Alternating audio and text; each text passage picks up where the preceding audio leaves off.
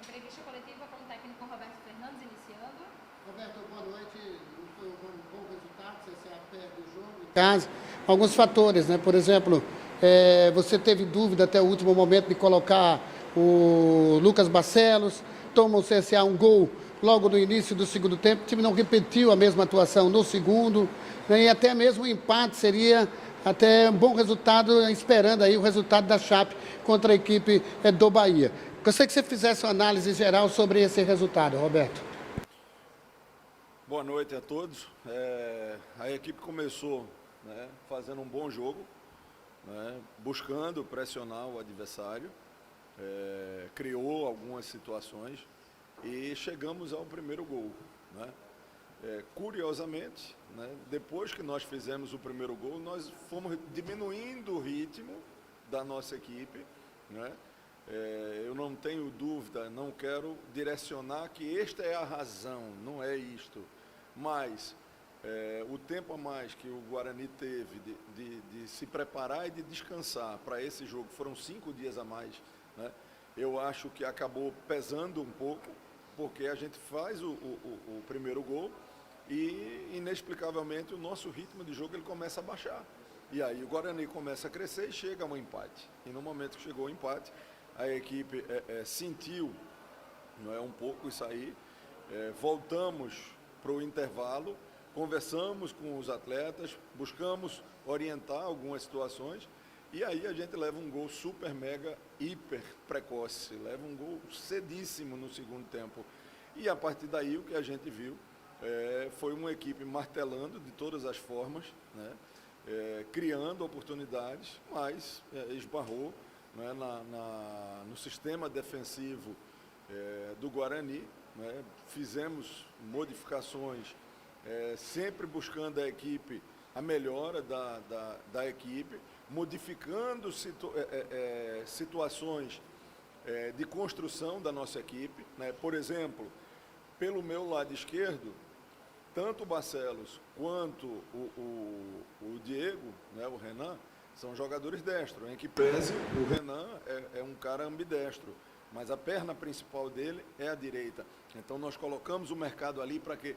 Para se ter profundidade na linha de fundo pelo lado esquerdo, como a gente tinha pelo lado direito com o Oswaldo, né?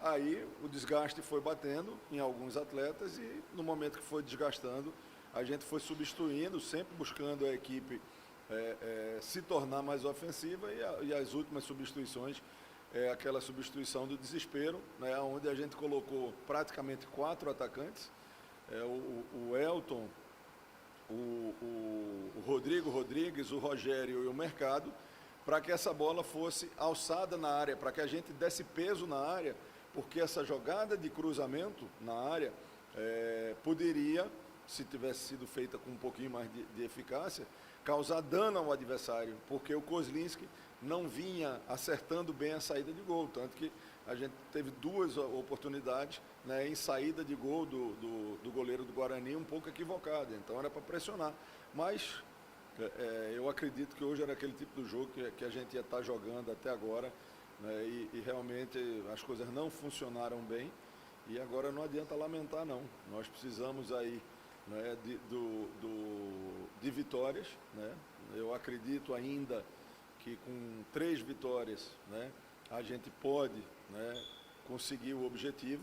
Resta 6 jogos e isso dá um percentual de aproveitamento de 50%.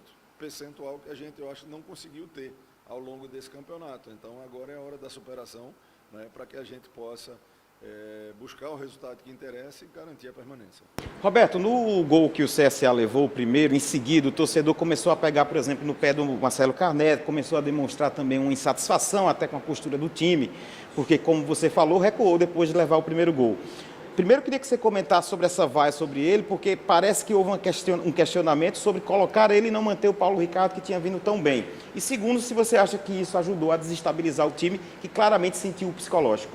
Eu acho que desestabilizar o time não, eu acho que o torcedor tem o direito de vaiar, o torcedor tem o direito de ter a sua preferência, né?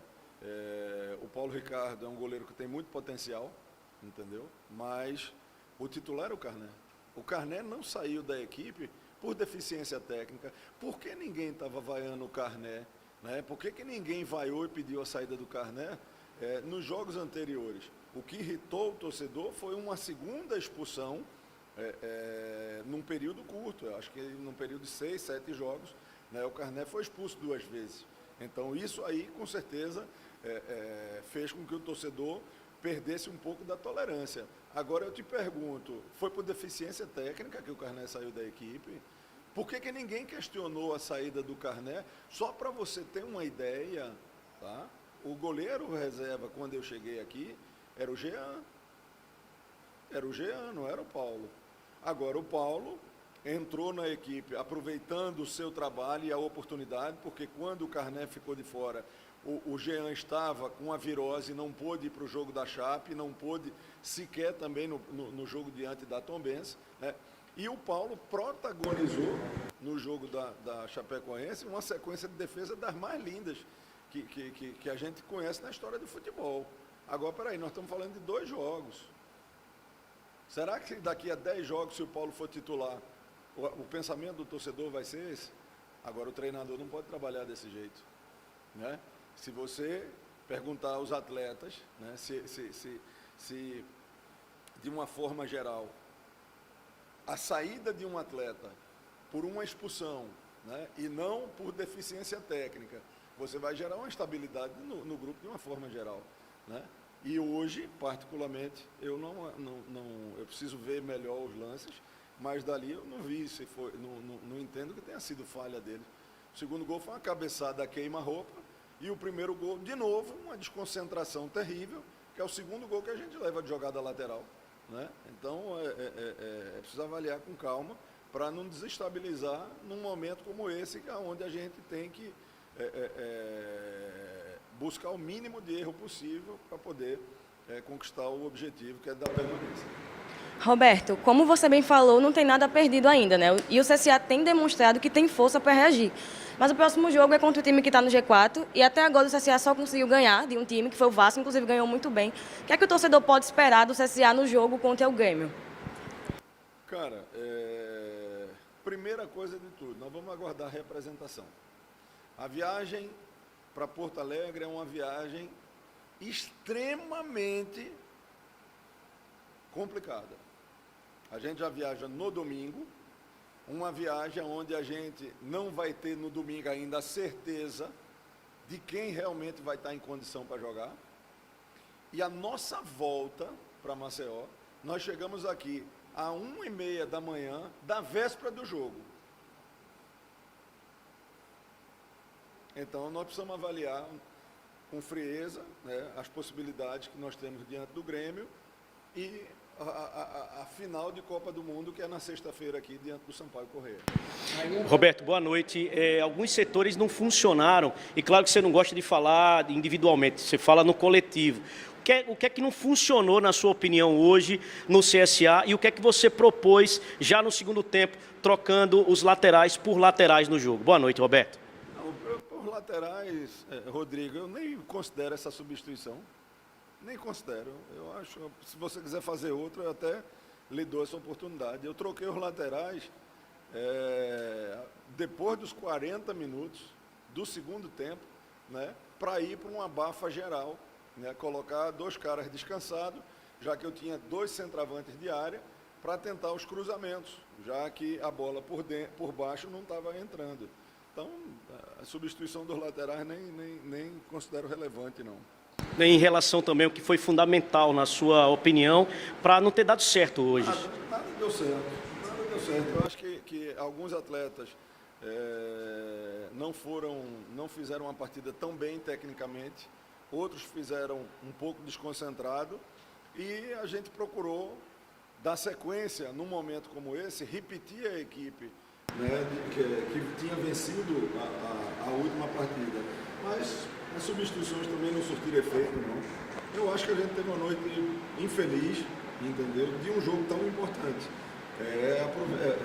Pegar as lições, né, desse jogo aí, para que a gente, nesses 3 últimos jogos, como mandante, a gente tem que fazer os 100% de aproveitamento e vamos ver se a gente consegue somar um ponto fora de casa.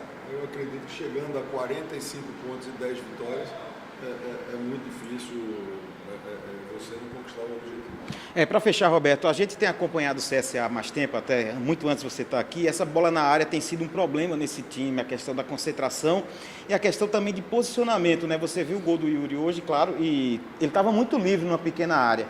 O que fazer, porque o torcedor questiona muito esse problema ser muito constante na equipe e se tem tempo ainda de tentar melhorar isso ou fazer mudanças. Você colocou o Paraíba hoje, tem o Erler voltando.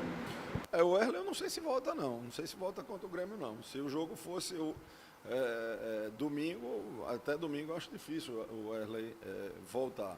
Veja, conosco isso não tem sido uma frequência da gente levar esse tipo de situação. Eu acho que uma coisa fundamental nesse jogo também, entendeu?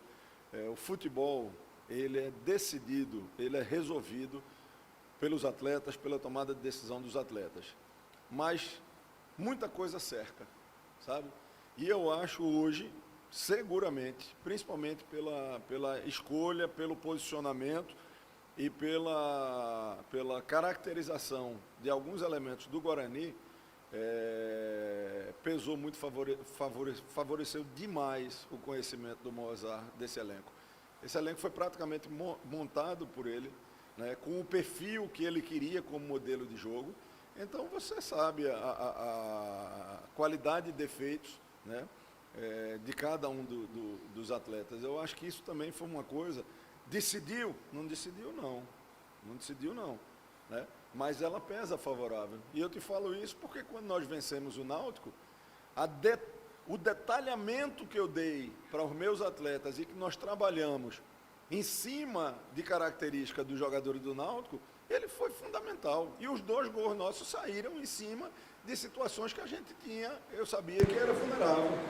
Então detalhe, futebol é muito detalhe. Eu acho que o Guarani ter 5 dias a mais de recuperação do que a gente. O Guarani jogou na terça da outra semana. Nós jogamos segunda-feira agora. O conhecimento do Moza e uma noite não tão inspirada de todos nós, tá? De mim até cada um dos atletas, resultou no placar desfavorável de 2-1. Agora não volta a focar nos próximos jogos, principalmente aqueles em casa. Obrigada.